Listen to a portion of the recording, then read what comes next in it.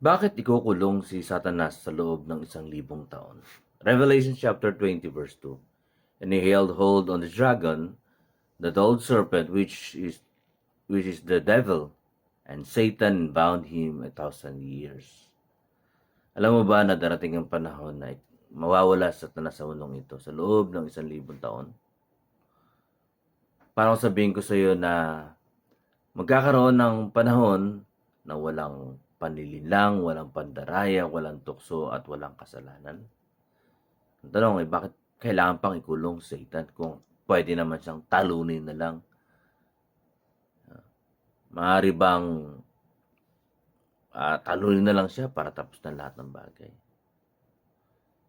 At magandang araw po, yan ang atin pong pag-uusapan at ipagpapatuloy natin ang ating pong End Time Series.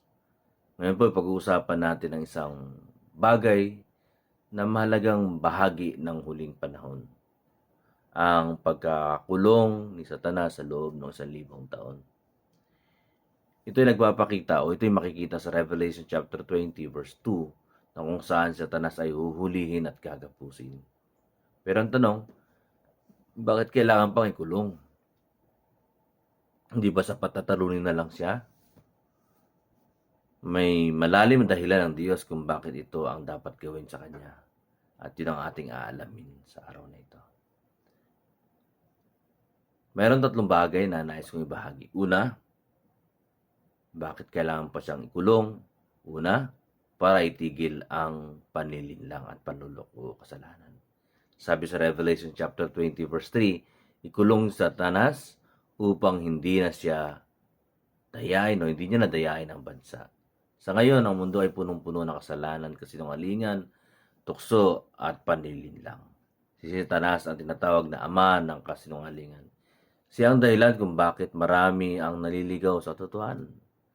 Kaya siya ay kukulong para magkaroon ng panahon ang mundo na walang deception. Pangalawa, para ipakita ang tunay na kalagayan ng tao.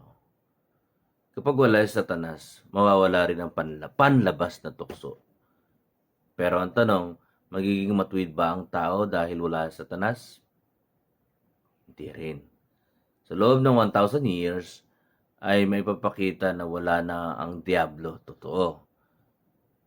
Pero hindi na wala ang kasalanan kung ang puso ng tao ay hindi nabago. May kasalanan pa rin.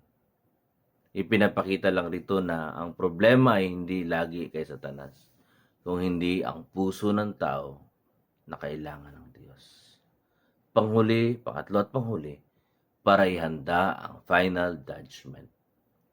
Pagkatapos ng 1,000 years, papalayain muli si Satanas ng sandali.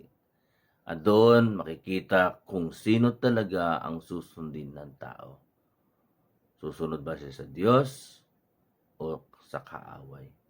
Ito ang huling pagsubok bago ang final judgment.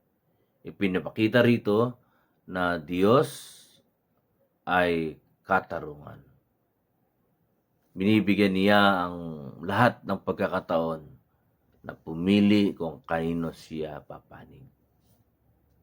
Kaya, ang tanong, ano ibig sabihin nito sa atin ngayon? Una, huwag mong maliitin ang gawa ni Satan. Totoo ang kanyang panlilinlang. Totoo ang kanyang panlilinlang. Pangalawa, huwag mong isipin na okay ka na basta walang tukso, ang tunay na laban ay nasa puso. At ang pangatlo, ngayon pa lang, piliin mo ang Diyos. Ngayon pa lang, piliin mo ang Diyos. Dahil darating ang panahon na mahayag kung sino ang tunay na sumusunod sa Kanya. Kaya, ang magandang balita, kahit na masama ang mundo, may pag-asa. At sino yon? Si Jesus, na dumating para tayo ibigyan ng kaligtasan.